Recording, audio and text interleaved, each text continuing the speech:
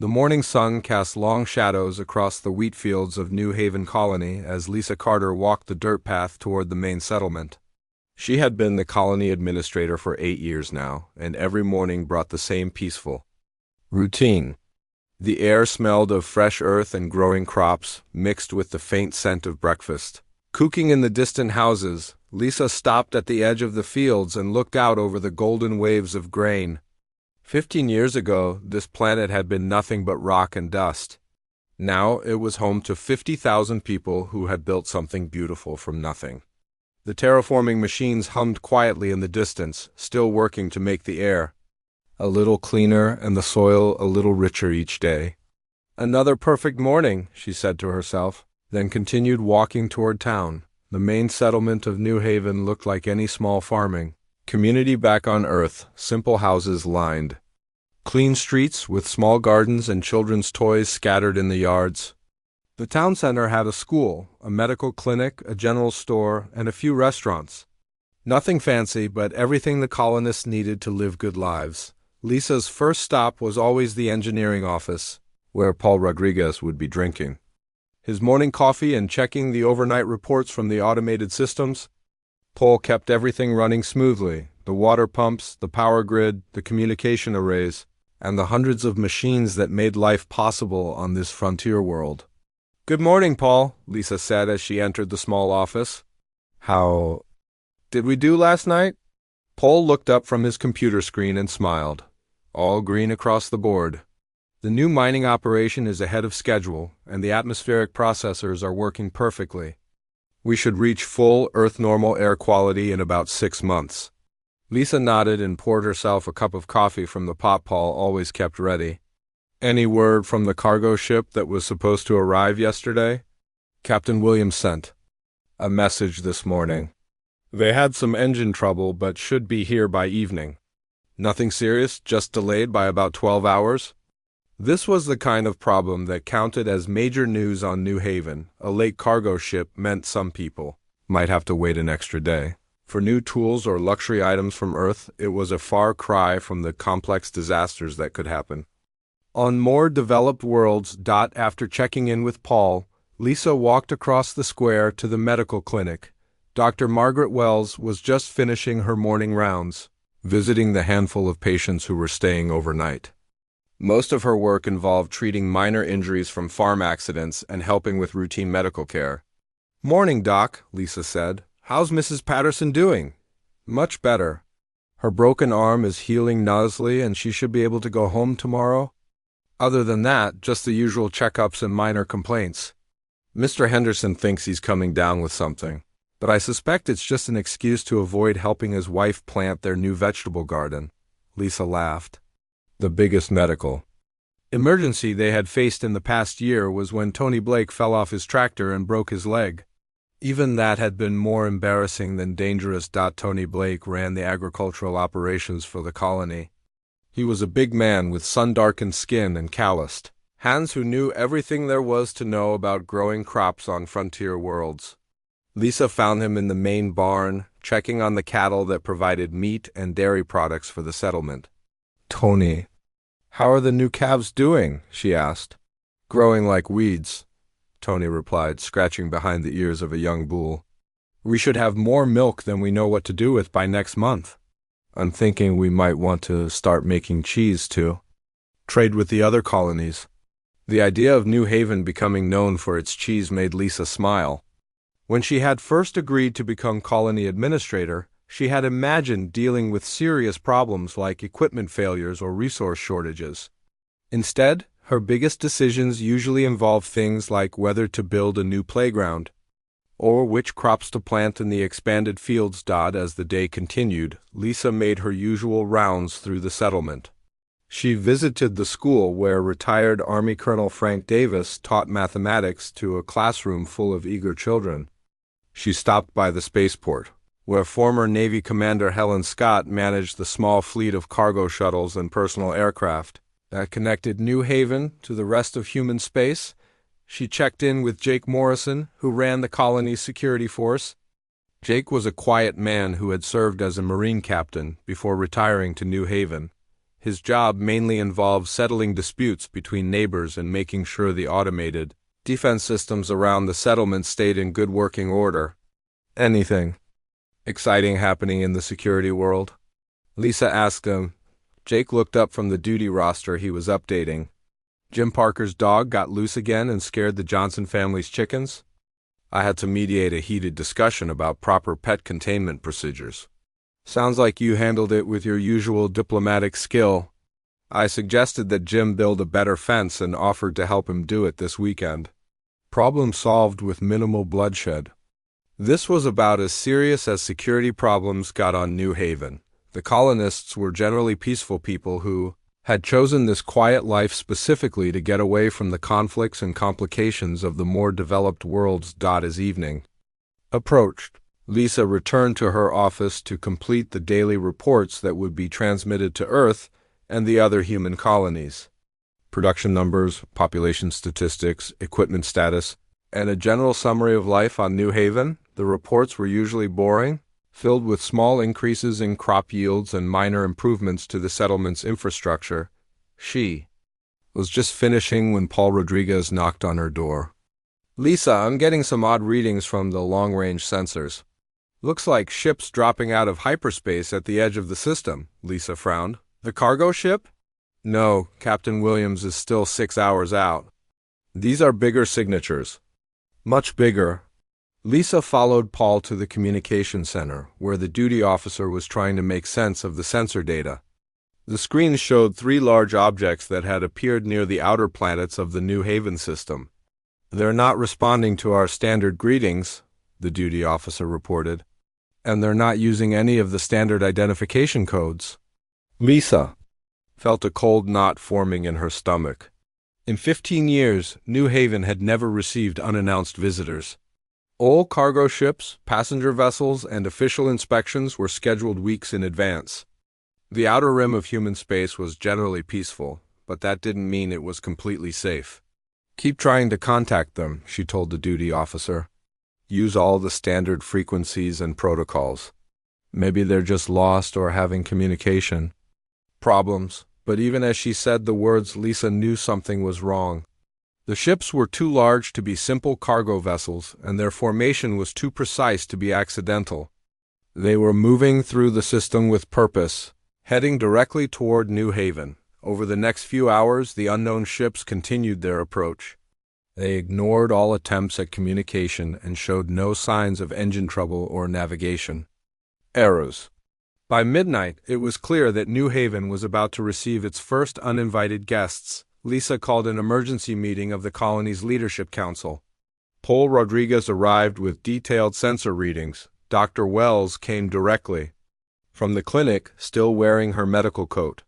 Tony Blake showed up covered in dirt from working late in the fields. Jake Morrison appeared carrying a cup of coffee and looking more alert than he had all day. As they gathered in the conference room, Lisa looked around at these people who had become her closest friends over the years. They were farmers and engineers, and doctors who had chosen quiet lives on a peaceful world. Tomorrow, they might have to become something else entirely. We need to talk about what we're going to do, Lisa said quietly. Because those ships will be here by morning, and I don't think they're coming to buy cheese. The 3 massive ships hung in the sky above New Haven like dark clouds blocking the morning sun. Lisa Carter stood on the steps of the administration building, squinting up at the alien vessels that had appeared overnight. Each ship was easily 10 times larger than anything the colonists had ever seen before. The streets of New Haven buzzed with nervous energy as people gathered in small groups, pointing at the sky and talking in hushed voices. Children pressed their faces against windows while their parents tried to look calm. The peaceful morning routine that had defined life on the colony for 15 years was completely forgotten. Paul Rodriguez hurried up the steps to where Lisa stood. His usually neat appearance was disheveled, and his coffee-stained shirt showed he had been working all night. Lisa, we need to talk now. They went inside to the communication center, where the duty officer was still trying to make contact with the alien ships. The radio crackled with static, but no voices answered their repeated calls. They're jamming our long-range communications, Paul said. pointing to the displays. We can't send messages to Earth or any of the other colonies. They've cut us off completely. Lisa felt her stomach drop. Whatever these aliens wanted, they were making sure New Haven couldn't call for help. What about the cargo ship that was supposed to arrive last night? Captain Williams sent a message just before the jamming started. He's being forced to land at the spaceport under alien guard. They're not letting him leave. Before Lisa could respond, every communication device in the colony suddenly came alive with the same message. The voice was deep and harsh, speaking accented English with a hissing quality that made Lisa's skin crawl. Humans of New Haven Colony. I am Admiral Vexstar of the Zephyrian Empire. Your settlement is now under the authority of the Zephyrian Fleet. You have exactly 30 minutes to surrender unconditionally. All human military personnel must present themselves for detention. All weapons must be turned over to Zephyrian forces. Any resistance will result in the complete destruction of your colony. The message repeated 3 times, then the communication channels went silent again. Lisa stood frozen, trying to process what she had just heard. The Zephyrian Empire was something she had only heard about in news reports from the Galactic Core. They were a reptilian species known for aggressive expansion and brutal treatment of conquered worlds. 30 minutes, Paul whispered. They're giving us 30 minutes to give up everything we've built here. Lisa's mind raced. The colony had no real weapons beyond hunting rifles and the small arms that Jake Morrison's security force carried. They had no military ships, no defensive systems, nothing that could stand against 3 alien warships. Surrender seemed like the only option that would keep people alive. Call an emergency meeting, she said. Get all the department heads to the conference room immediately. Within 10 minutes, the colony's leadership had assembled. Dr. Margaret Wells arrived looking pale and worried. Tony Blake came in covered with dirt, having been working in the fields when the announcement came. Jake Morrison appeared last, moving with a calm efficiency that seemed out of place given the circumstances. Options, Lisa said without preamble. We have 20 minutes to decide what we're going to do. Dr. Wells spoke first. We have to surrender. We can't fight warships with farming equipment. If we resist, they'll kill innocent people. Children, elderly, everyone who can't defend themselves. Tony Blake nodded grimly. Margaret's right, we're not soldiers. We're farmers and engineers and teachers. We came here to build something peaceful, not to fight wars. Maybe we can negotiate. Paul suggested, ask for more time or try to work out some kind of agreement. Not all alien species are completely unreasonable. Lisa looked around the table at these people who had become her family over the years. They were good people who had chosen quiet lives far from the conflicts of the galaxy. The idea of asking them to fight seemed impossible. Then Jake Morrison cleared his throat. There's something you all need to remember, he said quietly. We're not just farmers and engineers. The room fell silent. Jake continued, his voice steady and calm. This colony has 8,312 military veterans. People who served in the border wars, the Centauri conflict, and the Titan Station siege. We came here to retire, not because we couldn't fight. Lisa stared at him. She had known Jake was former military, but she had never thought much about it. Looking around the room, she suddenly realized that Frank Davis had been an Army colonel. Helen Scott had commanded a Navy destroyer. Even Tony Blake had served as a Marine logistics officer before becoming a farmer. The Zephyrians think they're attacking a defenseless farming colony, Jake continued. They don't know that half the people milking cows this morning used to operate heavy weapons. They don't know that the woman who runs the elementary school used to fly fighter jets. They don't know that the guy who fixes water pumps used to defuse bombs. Dr. Wells looked shocked. Jake, you're talking about turning our home into a battlefield. People will die. People will die anyway, Jake replied. The Zephyrians don't have a reputation for treating conquered populations well. Surrender means slavery at best, extermination at worst. At least if we fight, we give ourselves a chance. Lisa felt something cold and hard settling in her chest. She had come to New Haven to escape the complexities of interstellar politics, but politics had followed her here. How many people are we talking about, really? Jake pulled out a tablet and scrolled through files. 8,000 veterans with combat experience. Another 12,000 with some kind of military training or support roles. The rest are civilians, but many of them have family members who served. They know how to follow orders and stay out of the way when things get dangerous. What about weapons? Paul asked. We have more than you might think, Jake said. Hunting rifles, security sidearms, and a lot of equipment that can be modified for combat use. The mining charges we use for excavation work are basically explosives. The cargo shuttles can be armed with improvised weapons. Even the farming equipment can be dangerous if we use it right. Lisa looked at the chronometer on the wall. 15 minutes left. Jake, if we decide to fight, what are our chances? Jake was quiet for a long moment. Honestly, not good. 3 warships against a farming colony isn't a fair fight. But it's not hopeless either. We know this planet better than they do. We have people who know how to fight, and we have the element of surprise. They're expecting easy surrender, not organized resistance. And if we lose? Dr. Wells asked. Then we lose fighting for our homes instead of dying on our knees, Jake replied. The room fell silent again. Lisa could hear the distant sound of the colony's children playing in the schoolyard, completely unaware that their world was about to change forever. She thought about the 15 years of hard work that had gone into building New Haven, and the thousands of people who had trusted her to keep them safe. All in favor of surrender? She asked. Dr. Wells raised her hand. After a moment, no one else did. All in favor of resistance? Jake's hand went up immediately, then Tony's, then Paul's. Finally, Lisa raised her own hand. Then we fight, she said. Jake, you're now in command of planetary defense. Do whatever you need to do. Jake nodded and stood up. First thing we need to do is get the word out. Every veteran, every person. With military training, every civilian who can help. We have about 10 minutes before the deadline expires. What about the surrender? Paul asked. Jake smiled grimly. We're going to let them think we're surrendering. Right up until we show them how wrong they are about peaceful human colonies. As the meeting broke up, Lisa felt a strange mixture of fear and determination. New Haven had been built by people who wanted to escape from war, but war had found them anyway. Now they would have to remember who they used to be before they became farmers and teachers and engineers.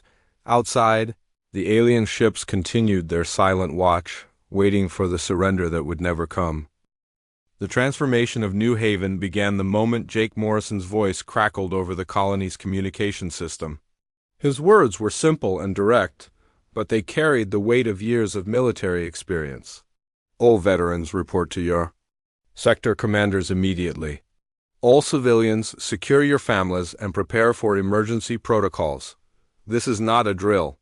Within minutes, the quiet farming community began to change in ways that would have shocked the Zephyrians watching from orbit. The man who had been feeding chickens behind the general store revealed himself as former Marine Sergeant Billy Cooper. He quickly began organizing the other veterans in his neighborhood, turning the peaceful residential area into a defensive strong point. At the school, Frank Davis calmly dismissed his students and told them to go home to their families. Then he walked to a storage room and pulled out a sealed case that had been collecting dust for 8 years. Inside were his old army uniforms, medals, and detailed maps of every military conflict he had ever studied. The retired colonel was back in business. Helen Scott was already at the spaceport, but she wasn't there to manage civilian flights anymore.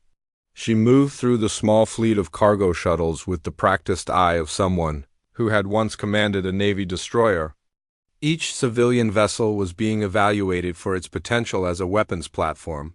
This one can mount heavy guns on the cargo bay doors, she told her team of former Navy personnel. That one is fast enough to work as a scout ship. The big freighter can carry troops for boarding actions. The colonists worked with frightening efficiency. Years of peaceful retirement had not dulled their military instincts. Within 2 hours, New Haven looked like a completely different place. Farming equipment had been moved to create defensive barriers. The grain silos were being converted into observation posts. Even the children's playground had been turned into a communication hub.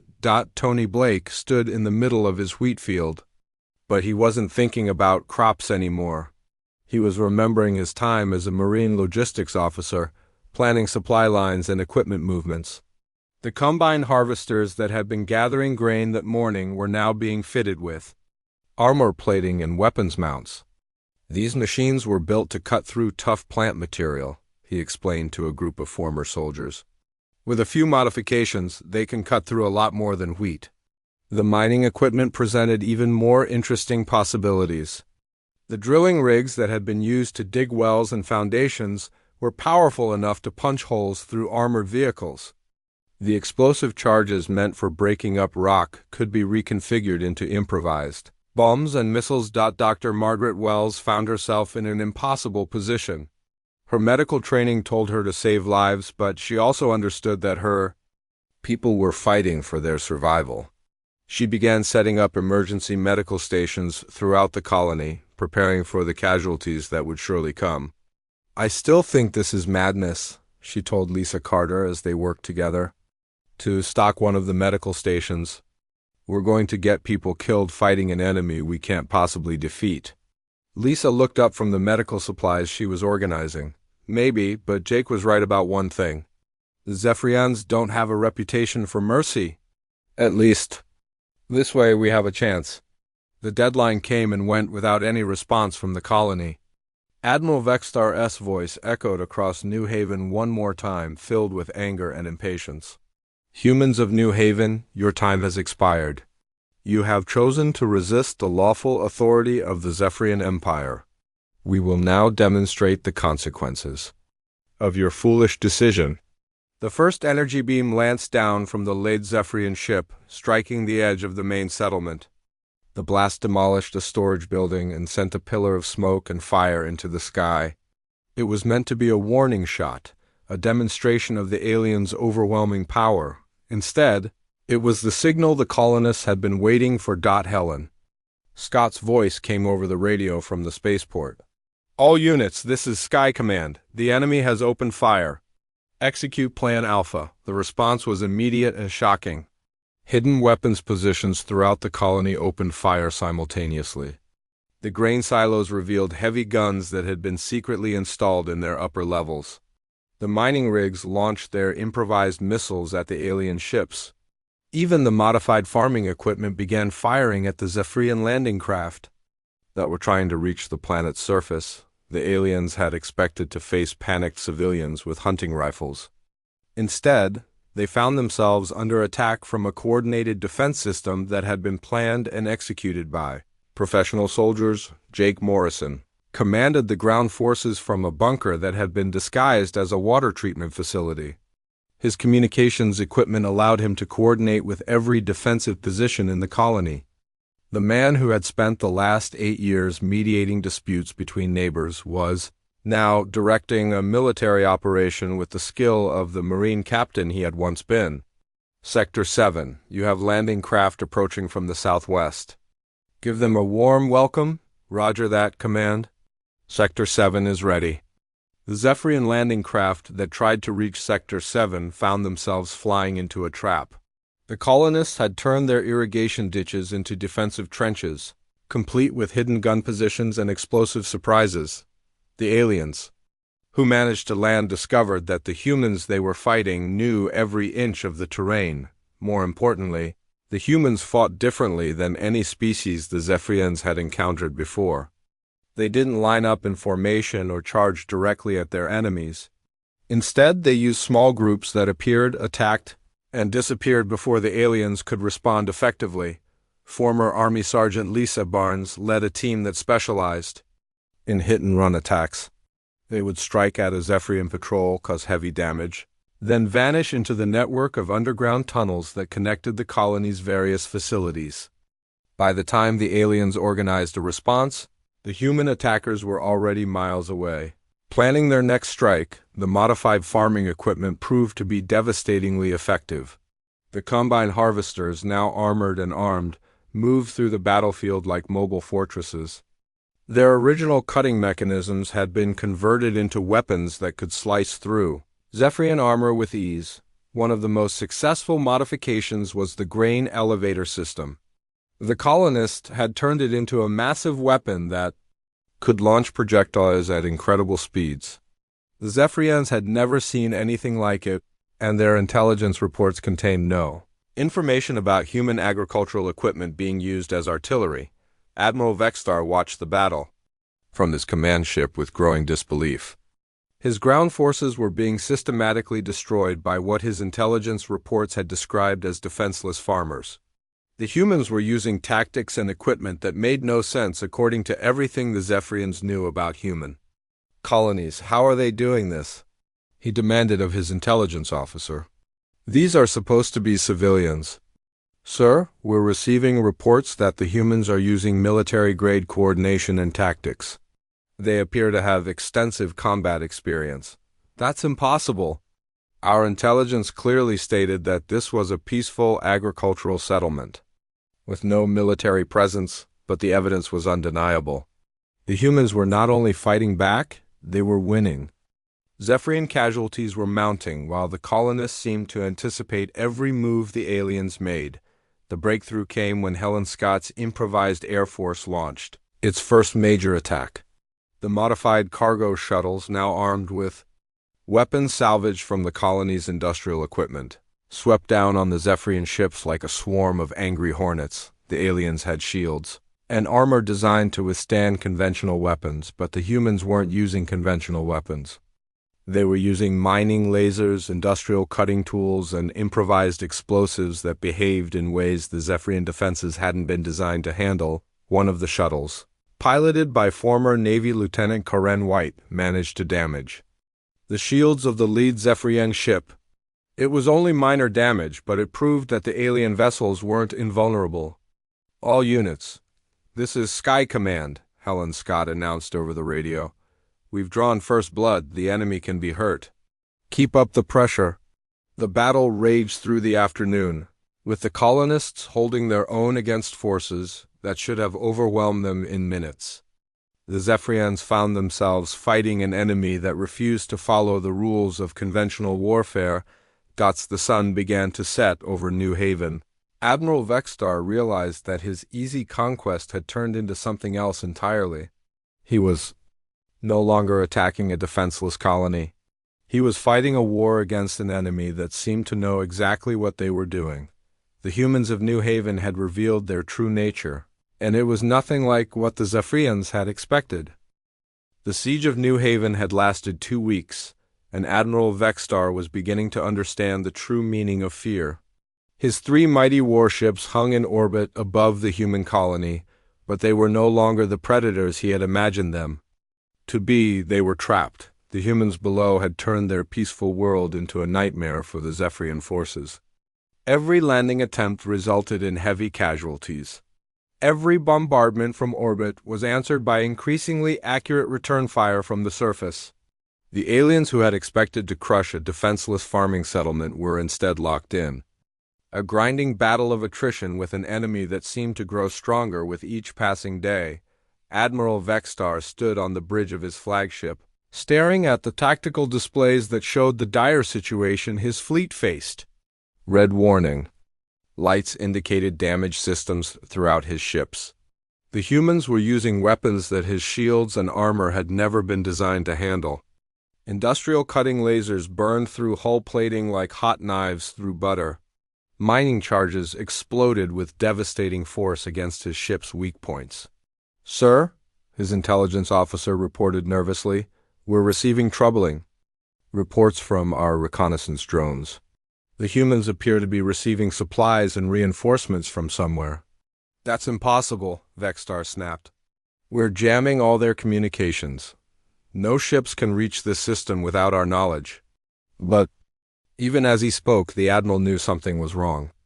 The human resistance was too well organized, too well supplied. They had ammunition for weapons that shouldn't exist, spare parts for equipment that should have been destroyed, and medical supplies that allowed them to keep fighting despite significant casualties. The truth was more disturbing than Admiral Vextar could have imagined. New Haven wasn't just a farming colony. It was a critical supply hub for dozens of other human settlements in the region. More importantly, it sat near a hidden military depot that the humans had established years earlier as part of their expansion into this sector of space. Jake Morrison knew about the depot, as did Helen Scott and several other senior veterans in the colony. They had been quietly drawing supplies from it since the siege began, using hidden tunnels and concealed transport routes that the Zephyrians hadn't discovered. "We've got enough ammunition to keep fighting for months," Jake reported to Lisa Carter during their daily command briefing. "The depot has everything we need. Food, medicine, weapons, even some heavy equipment that we can adapt for our purposes." Lisa nodded, but her expression remained grim. "What about casualties?" Dr. Margaret Wells answered that question. "We've lost 63 people so far. Another 140 wounded, but most of them are still able to fight. The Zephyrians have lost at least 3 times that number." "It's not enough," Jake said quietly. "We're holding our own, but we can't win this fight by ourselves. We need help." As if summoned by his words, Helen Scott's voice crackled over the communication. "System, all units, this is Sky Command. We have multiple contacts entering the system. Large ships moving fast, heading directly for our position." Admiral Vextar received the same report at almost the same moment. His long-range sensors showed a fleet of human vessels dropping out of hyperspace at the edge of the system. The ships were smaller than his own, but there were more of them, and they were moving with the precision of a military formation. "Human fleet composition?" he demanded. "1 battleship, 4 destroyers, and 6 support vessels," his sensor officer reported. "They're broadcasting identification codes for the human stellar navy." The admiral felt his blood run cold. The human military had found them. What had started as a simple conquest was about to become a major interstellar incident. The lead human ship opened a communication channel. The voice that emerged was calm, professional, and utterly confident. "Zephyrian vessels, this is Captain Roy Mitchell commanding the human battleship USS Defiance. You are ordered to cease all hostile actions against New Haven Colony and withdraw from human territory immediately." Admiral Vextar studied the tactical display showing the approaching human fleet. The battleship was heavily armed and looked like it had seen serious combat. The destroyers moved in perfect formation, their weapon systems clearly active and ready. Even the support vessels appeared to be military craft rather than civilian ships. "Captain Mitchell," Vextar responded, "I am Admiral Vextar of the Zephyrian Empire. The system is now under Zephyrian control. Your colonial settlement attacked my fleet without provocation. We are responding to an act of aggression by human forces." There was a pause before Captain Mitchell responded. When he spoke again, his voice carried a note of cold amusement. "Admiral, our records show that you attacked a civilian colony without warning or declaration of war. New Haven is a registered human settlement, established under the authority of the Terran Colonial Administration. Your presence here constitutes an act of war against humanity." The words hit Admiral Vextar like a physical blow. He had been so focused on what he saw as an easy conquest that he had never bothered to check the legal status of the human colony. If New Haven was officially registered with the human government, then his attack could be considered an act of war rather than a simple military action. "Furthermore," Captain Mitchell continued, "we have been monitoring your communications for the past week.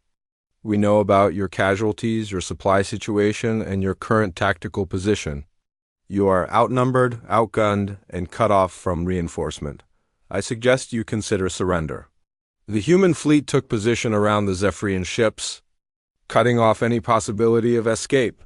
Admiral Vextar found himself caught between the human naval forces in space and the increasingly aggressive colonial defenders on the planet below. "Sir," his tactical officer reported, "the human fleet is positioning itself to attack. They're not just threatening us. They're preparing to destroy us." Admiral Vextar looked at the tactical display with growing horror. The human ships were moving into attack formation with mechanical precision. Every vessel knew exactly where it was supposed to be and what it was supposed to do. This wasn't a hastily assembled rescue mission. It was a carefully planned military operation. "Captain Mitchell," he said over the communication channel, "surely we can negotiate some kind of settlement. The Zephyrian Empire has no desire for war with humanity."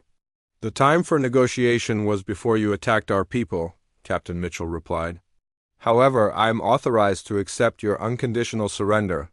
All Zephyrian forces will submit to human authority and will be held for trial under interstellar law." The admiral looked around his bridge at the faces of his crew. They were seasoned warriors who had fought in dozens of successful campaigns, but they had never faced anything like this. The humans had turned what should have been a simple conquest into a trap that threatened to destroy his entire fleet. "Sir," his communications officer said quietly, "we're receiving a message from the surface. The human colonists are demanding that we withdraw immediately or face total destruction." Admiral Vextar almost laughed at the absurdity of it. A few hours ago, he had been confident that he could crush the human colony at will. Now the colonists were threatening him while a human battle fleet held his ships at gunpoint. "How did this happen?" he asked his intelligence officer. "How did we miss the fact that this was a trap?" "Sir, I think we misunderstood what we were looking at. The colony wasn't defenseless, it was bait. The humans knew we were coming and they were ready for us." The realization hit Admiral Vextar like a cold wave. New Haven hadn't been a random target. It had been selected specifically because the humans knew the Zephyrians would attack it. The peaceful farming colony had been a lure to draw his fleet into a carefully prepared ambush. "Captain Mitchell," he said over the communication channel, "I need to discuss terms with my government before I can make any decisions about surrender." "You have 6 hours," Captain Mitchell replied. "After that, we will assume you have chosen to fight, and we will act accordingly." Admiral Vextar knew he was beaten.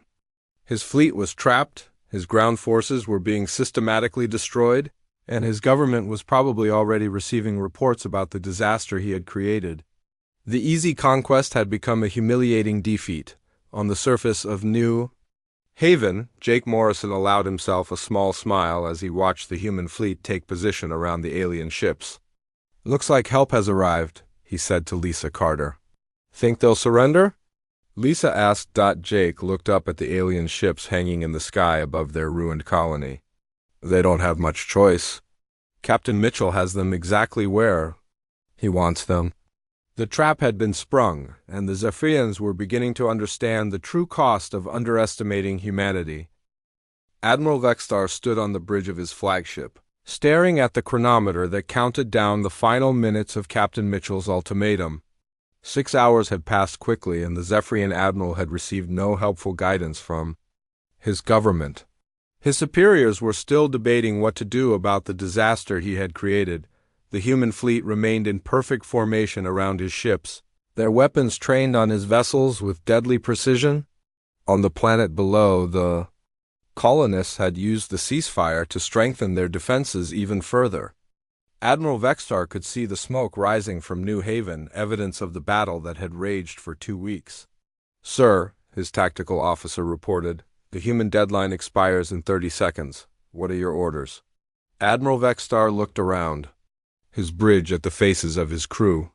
They were professional soldiers who had followed him into battle many times before. They deserved better than the impossible situation he had led them into. "All ships prepare for combat," he ordered. "We will attempt to break through the human blockade and retreat to friendly territory." It was a desperate plan, but Admiral Vextar could see no alternative. Surrender would mean disgrace and imprisonment. Fighting gave them at least a small chance of escape. Even if the odds were heavily against them, the Zephyrian fleet began to move, accelerating toward the weakest point in the human formation. Admiral Vextar hoped that surprise and concentrated firepower would allow them to punch through the human line before the enemy could react effectively. Captain Roy Mitchell watched the Zephyrian ships begin their attack run from the bridge of the USS Defiance. He had been expecting this moment since the aliens had first refused to surrender. The human fleet was ready. All ships, this is Defiance, he broadcast over the tactical network.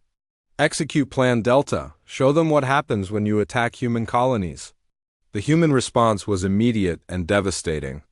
The battleship USS Defiance opened fire with all weapons, its heavy guns sending streams of energy toward the lead Zephyrian ship. The destroyers moved to intercept the alien vessels, their faster speed allowing them to get into optimal firing positions. The battle that followed became a textbook example of human naval tactics. The human ships didn't try to match the Zephyrians in raw firepower. Instead, they used superior coordination and mobility to stay at the range where their weapons were most effective. Admiral Vexstar watched in horror as his carefully planned attack fell apart within minutes. The human ships moved like parts of a single organism, each vessel supporting the others in a deadly dance of destruction. Every time his ships tried to focus their fire on one target, the other human vessels would adjust their positions to provide covering fire. "Sir, the Ravager is taking heavy damage," his communications officer reported. "Captain Ziegler is requesting permission to withdraw." "Negative," Admiral Vexstar replied. "All ships continue the attack. We break through or we die trying." But even as he gave the order, the Admiral knew it was hopeless. The human fleet was too well coordinated, too professional. These weren't the hastily assembled ships of a colonial militia. This was the human military at its finest, and they were demonstrating why humanity had survived every challenge the galaxy had thrown at them. On the surface of New Haven, Jake Morrison watched the space battle through the colony's long-range sensors. The human fleet was winning, but he knew the fight wasn't over yet. The Zephyrian ground forces were still on the planet, and they were becoming increasingly desperate. "All units, this is Ground Command," he broadcast to his forces. "The aliens are going to try something desperate. Stay alert and be ready for anything." His prediction proved accurate. The remaining Zephyrian forces on the planet launched a final, desperate assault on the main settlement. They had nothing left to lose, and they threw everything they had at the human defenders. The attack was fierce and brutal, but the colonists were ready. 2 weeks of fighting had taught them how to work together as a military unit. The peaceful farmers and engineers had become hardened soldiers who knew how to kill efficiently and without mercy. Billy Cooper led his squad of former Marines in a counterattack against the Zephyrian assault force. They moved through the ruins of the settlement with the practiced efficiency of professional soldiers, using every piece of cover and every tactical advantage they could find. "Remember, these are the same aliens who wanted to enslave our children," Billy shouted to his men as they advanced. "Show them what happens when you threaten human families." The final ground battle was savage and decisive. The Zephyrians fought with the desperation of cornered animals, but they were outnumbered and outfought by humans who were defending their homes. The alien survivors finally surrendered when their position became hopeless. In space, the naval battle reached its climax when Jake Morrison's people launched their most audacious attack yet. Helen Scott led a boarding party aboard captured Zephyrian shuttles, flying directly at the damaged alien flagship. It was an insane plan that should have resulted in the complete destruction of the human attack force. Instead, it worked perfectly. The Zephyrians had never encountered human boarding tactics before. They were unprepared for the speed and aggression of the human assault teams. Helen Scott and her people fought their way through the alien ship with ruthless efficiency, capturing critical systems and taking prisoners. "Admiral Vexstar," Helen Scott's voice crackled over the communication system from somewhere inside his own ship. "This is Commander Scott of the New Haven Defense Force. Your vessel is now under human control. Order your remaining ships to surrender immediately." Admiral Vexstar looked around his bridge, which was now occupied by armed human soldiers. The humans had moved through his ship like ghosts, appearing suddenly and overwhelming his security forces before they could mount an effective defense. He had never seen anything like it. "How did you do this?" he asked Helen Scott, who stood before him with her weapon drawn but not pointed directly at him. "We learned from the best," she replied.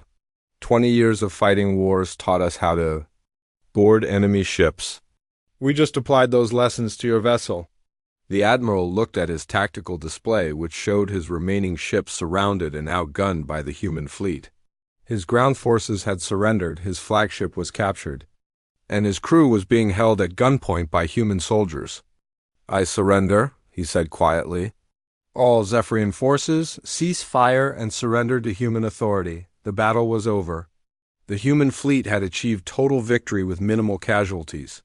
The colonists of New Haven had not only survived the alien attack, they had turned it into a trap that destroyed an entire Zephyrian battle fleet. Captain Mitchell accepted the surrender with professional courtesy. The wounded aliens were given medical treatment, and the prisoners were treated according to the rules of interstellar law. The humans showed no anger or desire for revenge, just the cold efficiency of professional soldiers doing their job. The news of the battle spread throughout the galaxy. The other alien species began to understand what had happened at New Haven. The Zephyrians had made a critical error in judgment. They had attacked what they thought was a defenseless human colony, only to discover that humanity's greatest strength wasn't their technology or their numbers. It was their ability to turn ordinary people into extraordinary soldiers when the situation demanded it. The peaceful farmers and engineers of New Haven returned to their daily routines, but the galaxy would never see them the same way again. Every alien species now knew that human colonies, no matter how peaceful they appeared, were defended by people who had chosen to be civilians after they had finished being warriors. Admiral Vexstar, now a prisoner aboard a human ship, finally understood the magnitude of his mistake.